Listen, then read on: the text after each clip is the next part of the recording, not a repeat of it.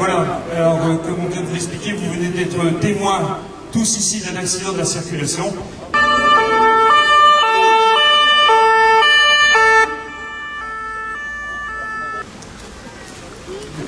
Comme notre camarade pompier nous l'a expliqué, la première des choses, c'est qu'on va aller s'occuper de la victime. Les secours sont arrivés, c'est le 17 qui a été appelé, et c'est les policiers premiers.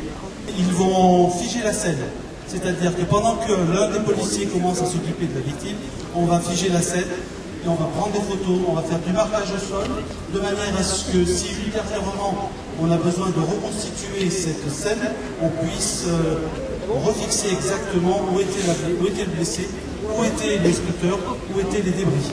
On a l'habitude de travailler ensemble par relation radio, et pendant que nous intervenions, le commissariat a appelé le 18 en indiquant aux pompiers qu'on avait l'accident grave et qu'il leur présence. Bien, donc vous avez les sapeurs-pompiers qui se dirigent donc vers la victime, chacun son travail. Donc vous allez voir effectivement 3 sapeurs-pompiers avec des chasubles orange, un avec une chasuble jaune. C'est simplement pour reconnaître qui dirige l'intervention, c'est tout. Afin de favoriser la ventilation au niveau du voyage supérieur, au niveau du nez, de la bouche, etc., les sapeurs-pompiers procèdent au retrait du casque.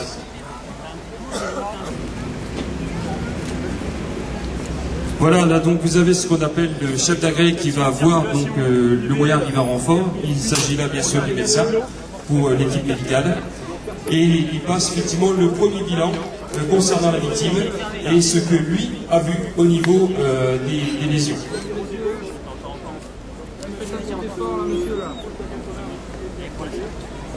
Alors sachez qu'on parle toujours à une victime parce qu'on s'est rendu compte que des fois les victimes, bien qu'inconscientes, eh bien, on a une mémoire auditive de ce qui se passe autour d'elle et qu'il est quand même intéressant de se sentir soutenu, même quand on n'est pas bien du tout. Voilà, alors notre médecin procède donc à l'auscultation médicale. Vous voyez, les gestes qu'il fait n'ont pas été faits par les sapeurs-pompiers. Donc là, il va effectivement se pencher au niveau des poumons, voir si on n'a pas une atteinte pulmonaire, un poumon qui aurait du mal à fonctionner. Et là, on est vraiment sur des gestes médicaux purs que les sapeurs-pompiers ne font pas. Voilà, alors la technique qui va être employée pour mettre la victime sur ce qu'on appelle une planche, hein, c'est un plan dur en fait. Pied à la tête, êtes-vous prêts? Prêt au pied et au bassin. Attention pour lever, levez. Voilà, on va éviter les fils de plan au pied engagé. D'accord. Hop, posez.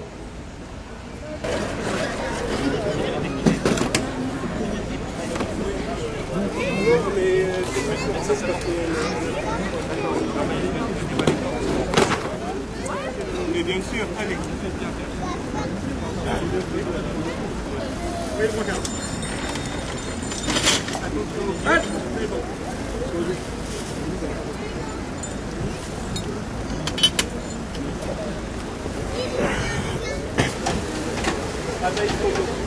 Donc voilà, nos deux médecins s'échangent des consignes concernant la victime, les drogues passées, les lésions suspectées, et c'est donc le médecin du SAMU qui va assurer l'assistance médicale et on le transporte jusqu'à l'hôpital.